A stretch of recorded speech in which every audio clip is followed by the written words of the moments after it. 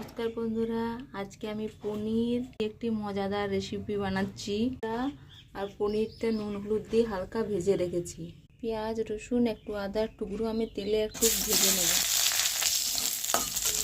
পেঁয়াজ রসুনের সাথে কিশমিশ ও কাজু বাদাম অল্প একটু দিয়ে দেবো। টমেটোটা পেঁয়াজের সাথে ভেজে নেব।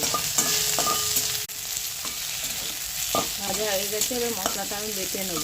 মশলার মধ্যে একটু শুকনো লঙ্কার গুঁড়ো, অর্ধেকটা শুকনো লঙ্কা, একটু পোস্ত দিয়েছি, বেটে নেব। অল্প পরিমাণে একটু ঘি দিলাম।